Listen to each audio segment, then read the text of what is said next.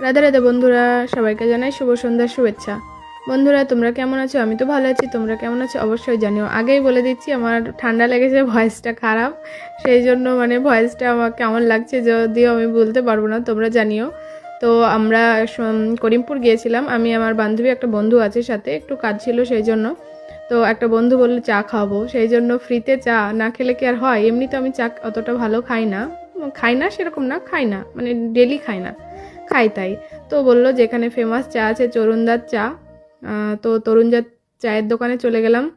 দিয়ে এই যে চা খেতে আসলাম। মাটির ভাঁড়ের চা একটা অন্যরকম ফিলিংস না? আমার তো মাটির ভাঁড়ে চা খেতে খুব ভালো লাগে, তাতে আবার দুধ চা। তো আমি একটু চায়ে চিনি কম খাই, ও জিজ্ঞাসা করছিলো চিনি কম না বেশি, আমি বললাম কম। তো এই দেখে আমাদের চাটা দিয়ে দিল। তো ভালোই লাগলো যে চাটা খেলাম। তো একদমই খারাপ না, ভালো লাগলো। তোমরা গিয়ে খেয়ে আসবে। শীতের সন্ধ্যায় চা বলে কথা, ভালো তো লাগবেই বলো। সত্যিই খুব ভালো লাগলো। তো তোমরা তো সন্ধ্যাবেলা মানেই চা অনেকেই খাই, তো আমার ভালো লাগলো, সেই জন্য আমি তোমাদের সাথে ভিডিওটা শেয়ার করলাম। ভাবলাম যে আমার বন্ধুদেরকে শেয়ার করবো না, তাই কখনো হয়, সেই জন্য একটু শেয়ার করে দিলাম। আর তোমরা কেমন আছো সবাই জানিও। আর এখানে কে কে চা খেয়েছো অবশ্যই কমেন্ট করবে, যদিও আমি প্রথম খেলাম। তো বাস পেয়ে গেলাম, বাড়ি চলে গেলাম। সবাই ভালো থেকো, সুস্থ থেকো, সবাইকে জানাই অনেক অনেক ভালোবাসা। আবার পরের কোনো একটা ভিডিওতে দেখা হবে।